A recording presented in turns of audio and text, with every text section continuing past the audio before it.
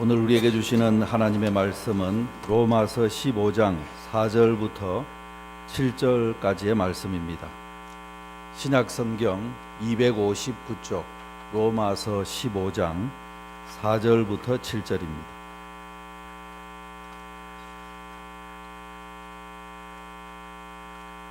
이제 다 찾으신 줄 알고 봉독해 드립니다. 무엇이든지 전에 기록된 바는 우리의 교훈을 위하여 기록된 것이니 우리로 하여금 인내로 또는 성경의 위로로 소망을 가지게 함이니라. 이제 인내와 위로의 하나님이 너희로 그리스도 예수를 본받아 서로 뜻이 같게 하여 주사 한 마음과 한 입으로 하나님 곧 우리 주 예수 그리스도의 아버지께 영광을 돌리게 하려 하노라. 그러므로 그리스도께서 우리를 받아 하나님께 영광을 돌리심과 같이 너희도 서로 받으라. 아멘.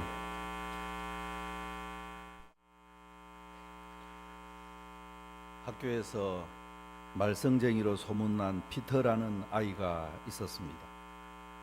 얼마나 문제를 달고 다니는지 선생님들은 이 아이가 있는 반을 맡게 될까봐 늘 걱정할 정도였습니다. 새 학년이 되어서 틸리라는 선생님이 이 반을 맡게 되었습니다. 직전 담임이 조언합니다. 선생님, 피터는 골칫덩어리예요. 학급 전체를 망쳐버리니까요. 처음에 휘어잡지 않으면 저처럼 한 해를 힘들게 보내게 될 것입니다. 이 말을 듣고 틸리 선생님은 깊이 생각했습니다. 그리고 첫 시간을 지내고 피터를 불러서 이렇게 말했습니다. 피터야, 너의 도움이 필요한 문제가 있단다. 사실 나는 신경쇠약으로 학생들을 지도하기 어려울 것이라는 진단을 받았어. 하지만 나에게는 부양할 어머니가 계시거든. 그러니 나를 좀 도와주었으면 좋겠구나. 피터는 우리 학교에서 제일 용감하고 힘이 세다고 들었어. 이제부터 피터가 우리 반의 질서를 잡아주고 약한 친구들을 보살펴주면 내가 계속 아이들을 가르칠 수 있을 거야. 그렇게 해줄 수 있겠니? 이틀리 선생님은 이 이야기를 하는데 10분 정도밖에 걸리지 않았습니다. 그렇지만 다음부터 피터는 몰라보게 바뀌어졌습니다. 구전일을 도맡아 하는 아이가 되었고 수업에도 집중하는 학생이 된 것입니다. 훗날 피터는 성공해서 자신을 이끌어준 틸리 선생님을 기리는 마음으로 병원을 설립하고 이렇게 말했다고 합니다. 모든 사람에게 칭찬이 필요합니다. 특히 칭찬할 점이 없는 사람에게는 더욱 그렇습니다. 참 깊이 생각할 그런 말이지 않습니까? 칭찬할 점이 없는 사람에게는 더욱 칭찬이 필요합니다. 우리는 말합니다. 무슨 칭찬할 것이 있어야 칭찬하지. 그렇지만 실제로 칭찬이 필요한 사람은 칭찬할 것이 없는 사람, 그 사람을 인정해주고 칭찬해줄 때 그 인생이 변하게 된다는 것입니다. 오늘 우리의 칭찬 한마디에 인생이 달라질 수 있는 사람들이 있다는 것을 기억하며 살아가는 여러분들이 되시기 바랍니다. 우리는 지금 대림절을 보내고 있습니다. 평화의 왕으로 이 땅에 오신 예수님을 기다리는 절기입니다. 오늘은 본문을 통해서 우리 인생에서 일어나는 문제를 어떻게 해결하며 살 것인가 하는 것을 살펴보면서 하나님의 은혜를 나누고자 합니다. 첫 번째로 우리가 살아가고 있는 이 세상은 갈등과 문제들로 얽혀 있다는 것을 알아야 하겠습니다. 오늘 본문은 로마 교회의 상황을 이해해야만 그 내용을 분명하게 파악할 수 있는 말씀입니다. 로마 교회를 누가 세웠는지는 정확하게 알려져 있지 않습니다. 추측하기로는 오순절날 명절을 보내기 위해서 예루살렘으로 왔던 사람들이 성령님으로 충만해서 복음을 전하는 제자들을 만나서 예수님을 믿게 된 것입니다. 그리고 그들이 살고 있던 로마로 돌아가서 복음을 전해서 자연스럽게 로마에 교회가 생겼을 것이다. 그렇게 말합니다. 그러니까 초기의 로마 교회의 중심 인물은 유대인들이었다는 말입니다. 그렇지만 모든 유대인들이 복음을 받아들인 것은 아닙니다. 율법을 지키지 않아도 예수 그리스도만 주로 믿으면 구원을 받는다는 이 복음을 유대인들이 아주 싫어했기 때문입니다. 그래서 유대인은 같은 유대인인 이 사도 바울이 복음을 전하는 것을 그렇게 싫어해서 사도 바울이 가는 도시들마다 따라다니면서 괴롭히고 사도 바울을 박해하고 그리고 이제 폭력을 행사하고 심지어는 죽이려고 한 것을 우리는 성경을 통해서 볼 수 있습니다. 이 로마에서도 교회가 점차 커져 나가게 되자 기독교 복음을 믿는다는 이유로 유대인들 간에 싸움이 일어나게 되었습니다. 이것이 폭동으로 번졌습니다. 그러자 로마 황제 클라우디우스는 49년에 유대인들을 로마에서 추방시켜버리는 추방령을 내렸습니다. 유대인이면 그들이 기독교인이건 유대교인이건 로마에서는 더 이상 살지 못한다 하는 것입니다. 사도 바울이 고린도에 갔을 때에 아굴라 부부를 만났다는 기록이 나오는데 이것도 추방령 때문이라고 말씀합니다. 사도행전 18장 2절의 말씀입니다. 아굴라라 하는 본도에서 난 유대인 한 사람을 만나니 글라우디오가 모든 유대인을 명하여 로마에서 떠나라 한 고로 그가 그 안에 브리스길라와 함께 이탈리아로부터 새로 온지라 바울이 그들에게 가매 그렇게 말씀하고 있습니다.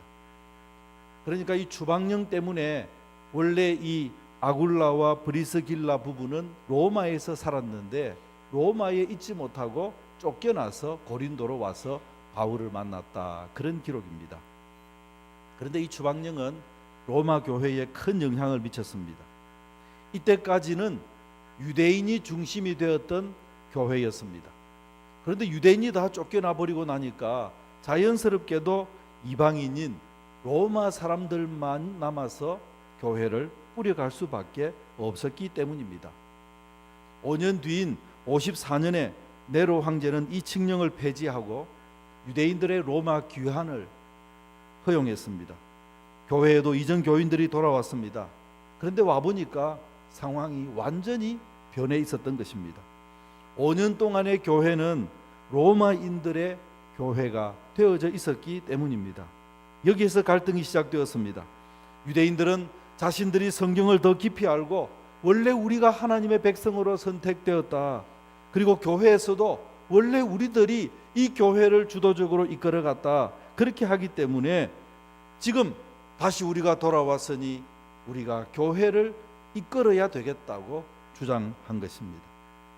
그렇지만 이방 그리스도인이었던 이 로마 사람들은 지금 이제 수적으로 우리 로마 사람이 훨씬 더 교회 안에서 많게 되었는데 하면서 그들이 새롭게 가진 이 권한을 내어놓으려고 하지 않았던 것입니다.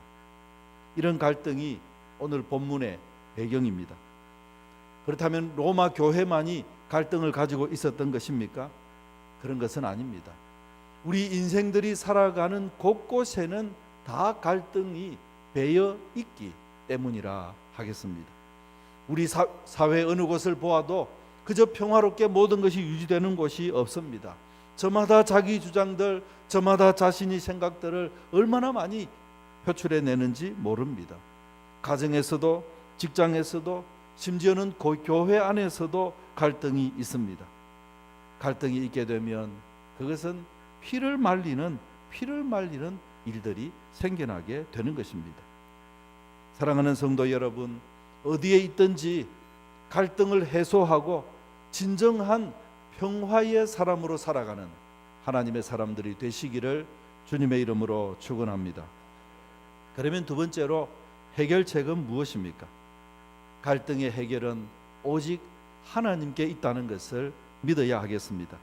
4절의 말씀을 보면 무엇이든지 전에 기록된 바는 우리의 교훈을 위하여 기록된 것이니 우리로 하여금 인내로 또는 성경의 위로로 소망을 가지게 함이니라 했습니다. 이 말씀 하반절에 보면 인내로 또는 성경의 위로로 소망을 가진다 이렇게 표현하고 있죠. 이 말을 세번역으로 보면 성경이 주는 인내와 위로로서 소망을 가지게 하려고 한 것입니다. 그렇게 번역하고 있습니다. 무슨 말씀입니까? 사람이 어려움 가운데서도 희망을 가지게 되는 것은 성경이 주는 인내와 성경이 주는 위로를 얻을 때다 하는 말씀입니다. 성경이 인내하라 그렇게 말하기 때문에 하나님께서 우리에게 준비하신 새로운 미래가 있다는 것을 믿고 지금 현실에 인내하게 된다는 말씀이죠. 그러니까 하나님께서 말씀하시는 그 소망이 있기 때문에 지금 내가 인내하고, 지금 비록 힘들고 고통스러워도 하나님께서, 성경이 위로하시는, 하나님께서 위로하시는 그 위로가 있기 때문에 오늘도 내가 용기를 내어서 살아가게 된다 하는 말씀입니다. 성경은 하나님의 말씀입니다. 그래서 이 하나님의 말씀이 인내하게 하고 위로한다는 그 말씀은 바로 우리의 희망은 하나님께로부터 오기 때문에, 하나님을 믿기 때문에 인내하는 것이고, 그 하나님께서 나를 위로하시기 때문에 오늘 어떤 어려운 일이 있어도 내가 극복해 내겠다고 말하는 것이라 하는 것입니다. 그래서 5절의 말씀을 보면 이제 인내와 위로의 하나님이 너희로 그리스도 예수를 본받아 서로 뜻이 같게 하여 주사, 그렇게 말씀하고 있습니다. 인내와 위로의 하나님, 그분이 바로 우리의 희망의 근원이다, 이렇게 지금 말씀하고 있는 것입니다. 하나님께서 우리를 한 마음이 되게 하실 때에, 그때 비로소 우리 세상에, 우리 인생들 안에 퍼져 있는 갈등이 해결된다는 의미입니다. 그래서 희망은 하나님께 있는 것입니다. 오늘 우리가 가지고 있는 문제들, 세상 가운데서 힘겨워하고 고통하고 있는 그 모든 문제들은 다 하나님께 가지고 나아갈 때 해결되는 줄로 믿으시기를 바랍니다. 이 말씀을 가만히 생각해 보면 우리가 갈등의 문제를 해결할 때 왜 해결하지 못하고 그 갈등이 점점 깊어지고 힘들어지는가? 그것은 바로 우리의 초점이 바꾸어지지 않았기 때문이다 하는 것을 의미한다 하겠습니다. 지금 유대인, 이방인 서로 나누어져 다투고 있습니다. 그들의 초점은 어디에 있습니까? 한편의 사람들은 말합니다. 유대인이 아니면 안 된다. 또 한편의 사람들이 말합니다. 무슨 소리냐? 이제 이 교회는 로마인의 교회고 로마인이 아니면 안 된다. 그렇게 지금 말하고 있는 것입니다. 그들의 초점이 인생들에게 맞추어져 있다는 것입니다. 우리가 나서야 한다는 것입니다. 내가 아니면 안 된다는 것입니다. 이것이 바로 갈등의 원인입니다. 한번 우리가 힘들어하고 있는 그 부분을 면밀하게 한번 분석해 보시기를 바랍니다. 과연 무엇에서부터 문제가 생겨난 것입니까? 그것은 바로 내가 아니면 안 되고, 우리가 아니면 안 되고, 내가 해야 되고, 내 생각대로 해야 되고, 내 생각이 최고이고, 그렇게 주장하기 때문에 갈등이 일어나게 된 것이 아니냐 하는 말입니다. 그렇지만 신앙은 무엇입니까? 신앙이란 근본적으로 현실을 부정하는 것이라 하겠습니다. 마태복음 16장 24절의 말씀을 보면 예수님께서 제자들에게 이렇게 말씀하셨습니다. 누구든지 나를 따라오려거든 자기를 부인하고 자기 십자가를 지고 나를 따를 것이니라. 예수님께서 말씀하신 신앙은 근본적으로 자기를 부인하는 것이다, 그렇게 표현하고 있습니다. 생각해 보십시오. 하나님께서는 우리와 항상 함께 하십니다 하는 이 말씀은 신앙의 말씀입니다. 그렇지만 우리의 현실은 무엇이라고 말합니까? 현실은 하나님은 우리의 눈에 보이지 않습니다. 그것이 현실입니다. 만약에 신앙의 말씀을 정말 나의 것으로 받아서 하나님께서 지금 내 앞에 계시고, 하나님께서 지금 내 옆에 계시고, 하나님께서 지금 생각하는 내 마음에 계신다고 할 것 같으면 지금 내가 하고 있는 말, 지금 내가 하고 있는 행동, 지금 내가 하고 있는 생각을 그대로 할 수가 있겠습니까? 이 신앙의 말씀이 정말이라면 우리는 그대로 할 수 없을 것입니다. 현재 우리가 살아가고 있는 그대로의 모습은 절대 되지 않을 것입니다. 그런데 왜 우리는 지금 이 모습으로 살아가고 있는 것입니까? 그 이유가 무엇입니까? 바로 하나님께서 보이지 않는 현실에서 우리는 살아가고 있기 때문입니다. 이 말은 우리는 신앙으로 살아야 함에도 불구하고 신앙보다는 현실에 이끌려서 우리가 살아가고 있다는 것을 보여주는 말씀입니다. 따라서 진정한 신앙인이 된다는 것은 무엇을 의미하는 것입니까? 그것은 끊임없이 현실을 얼마나 부정하느냐에 따라서 내 신앙이 얼마만큼 진정한 신앙인가 하는 것이 나타나게 된다는 말입니다. 진정한 신앙은 눈에 보이는 현실을 부정하고 전적으로 하나님을 의지할 때 가능한 것이기 때문입니다. 현실도 온전히 손에 쥐고 그리고 현실 그 안에서 현실이 주는 것을 안주하면서 신앙도 유지할 수 있을 것이라는 생각을 버려야 한다는 말입니다. 둘 다 한꺼번에 줄 수는 없다는 말입니다. 왜냐하면 현실을 보면 우리는 끊임없이 신앙에 대해서 의심이 생길 수밖에 없기 때문입니다. 이 말은 신앙생활을 하려면 현실 세계를 떠나서 산속으로 피해야 된다, 이런 말씀을 드리는 것이 아닙니다. 우리는 바로 이 현실 세계에서 신앙의 세계, 하나님께서 다스리는 세상을 만들어야 하는 사명을 가지고 살아가는 사람들이기 때문입니다. 그러므로 이제 우리는 내 시각과 내 가치관, 내 경험으로 세상을 바라보는 그것을 멈추어야 하는 것입니다. 내 시각으로 바라보는 것은 현실에 끌려서 살아가는 인생의 선택될 수밖에 없기 때문입니다. 실제로 세상을 한번 가만히 생각해 보십시오. 그렇게 내가 내 생각으로, 내 경험으로, 그리고 내 주장으로 그렇게 강조하고 주장하지만은 실제적으로 이 세상이 이끌려가는 것은 내 생각대로가 아니라는 것을 우리가 너무나 잘 알지 않습니까? 내 생각대로 세상이 끌려가는 것도 아닌데 왜 그렇게 자기 생각, 자기 가치관을 주장하느냐 하는 말입니다.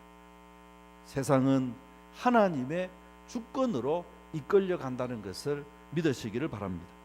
그러므로 우리는 끊임없이 신앙의 결단으로 자기를 부인하고 신앙의 말씀으로 그 말씀이 나의 것이 되고 내가 신앙으로 이끌려 가는 사람으로 살아가게 될 때, 그때 비로소 우리는 세상에서 하나님의 뜻을 드러내고 승리하는 인생으로 살 수 있다 하는 것입니다.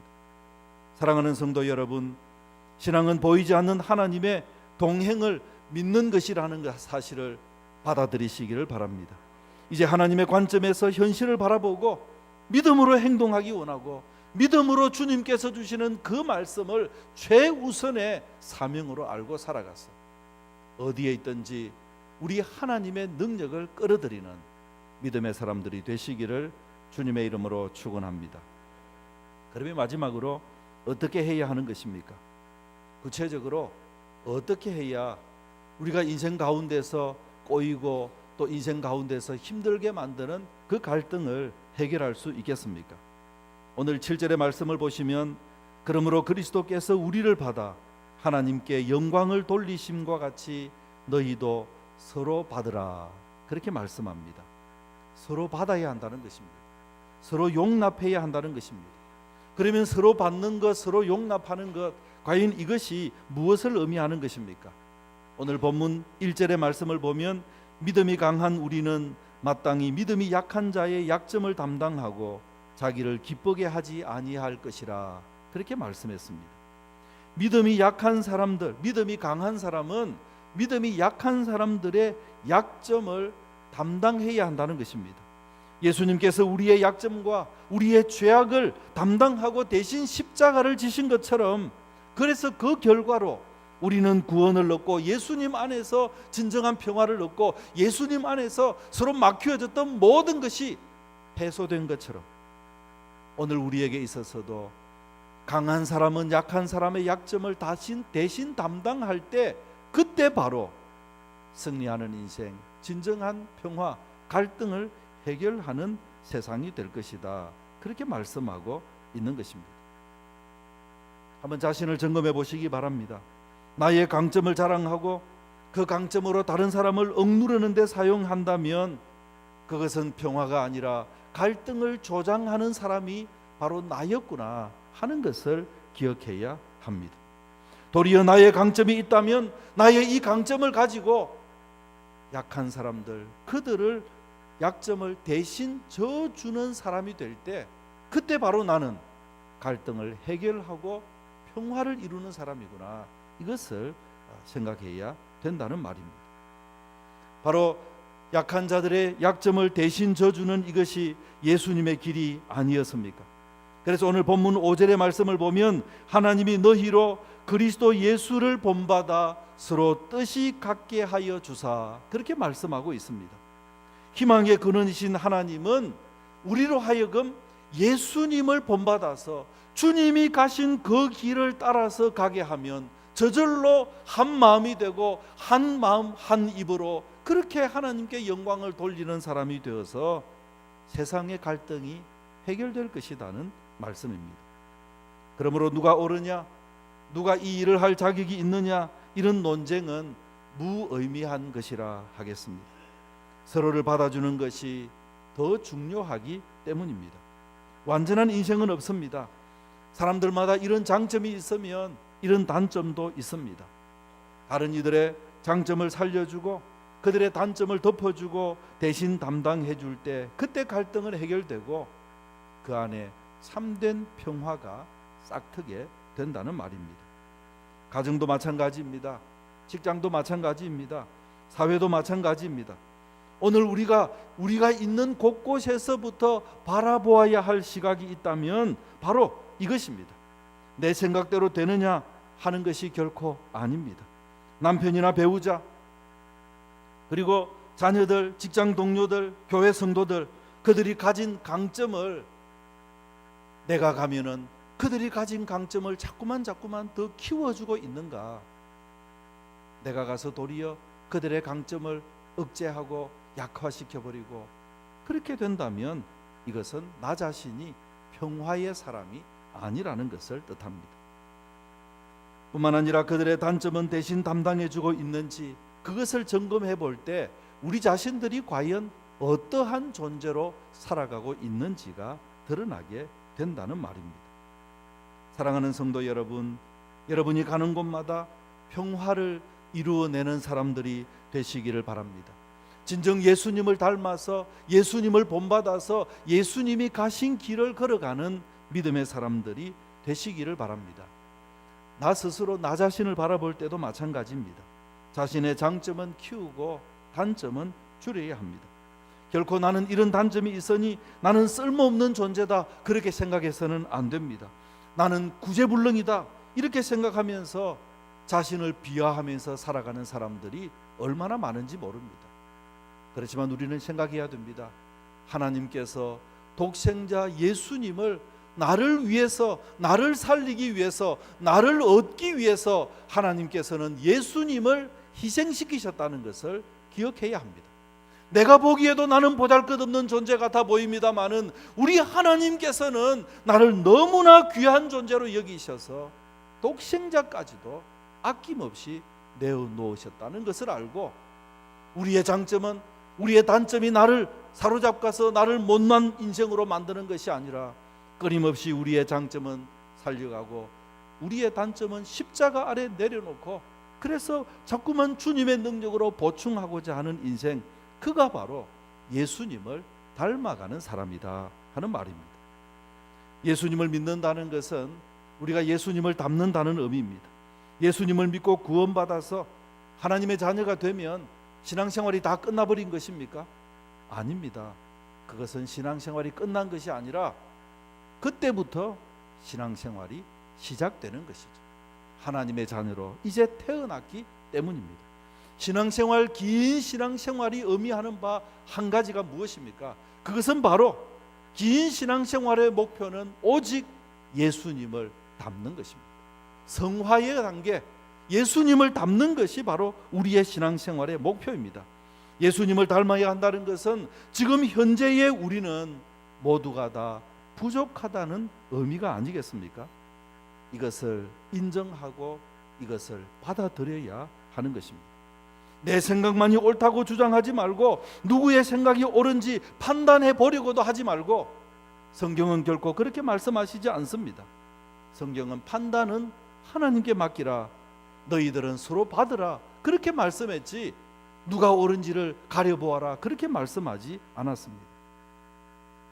갈등이 일어날 때에 우리는 누가 잘했고 누가 잘못했느냐, 그거 따지려 합니다. 그렇지만 이렇게 따지려고 하는 것은 갈등을 해결하는 것이 아니라 대부분 실패합니다. 판결이 공정하게 되기도 힘듭니다마는 설령 공정한 판단이 났다고 하더라도 잘못을 순순히 받아들이지가 않기 때문입니다. 누가복음 12장을 보면 한 사람이 예수님께 와서 부모님이 남긴 유산을 형이 많이 가져갔으니 예수님께서 좀 유산 분배를 조정해 주십시오, 그렇게 말했습니다. 그때 예수님께서는 그 사람에게 냉정하게 나는 재판장이 아닙니다, 그렇게 말해버렸습니다. 아니, 그렇다면 예수님께서 공정한 판결을 내려주실 능력이 없다는 말씀입니까? 그것은 물론 아닙니다. 예수님만큼 공정하게 그 사건을 판단해 줄 수 있는 분은 이 세상에 없습니다. 그렇지만 예수님은 나는 재판장이 아니라고 거절했습니다. 그 이유가 무엇입니까?